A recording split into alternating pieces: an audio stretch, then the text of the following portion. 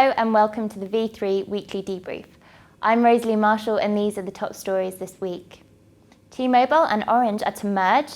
Deutsche Telekom, the owner of T-Mobile, and France Telecom, the owner of Orange, said they plan to combine the two firms in a 50-50 joint venture.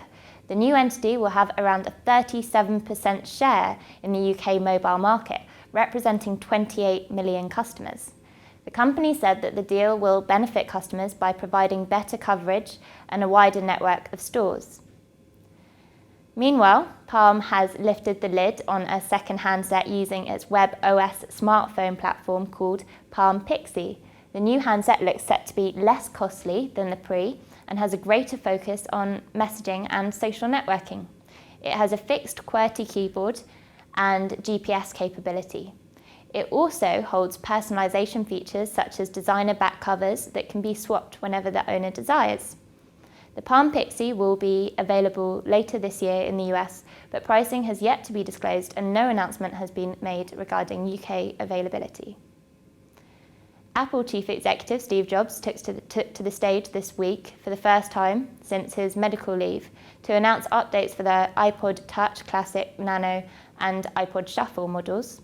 At the event in San Francisco, he announced that iPod Touch and Classic will include capacity upgrades and price drops. He said the iPod Nano will receive a significant hardware update in the addition of a built-in video camera, an FM tuner and new voice features, while the iPod Shuffle update will include support for third-party handsets along with new colour options.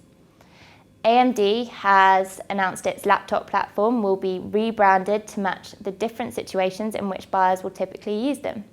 Under a new Vision brand, the company said it will be easier for customers to identify which laptops have the necessary performance for particular tasks. Finally this week, the Environmental Working Group has published a list detailing the amount of radiated energy coming from 1,000 mobile devices. The cell phone radiation list shows that Motorola produces 5 of the top 10 radiation-emitting phones. The Motorola Moto VU204 heads the list, followed by T-Mobile's MyTouch 3G and Kyocera's Jax S130. And that's all for this week. You can find out more on all of these stories and more at www.v3.co.uk.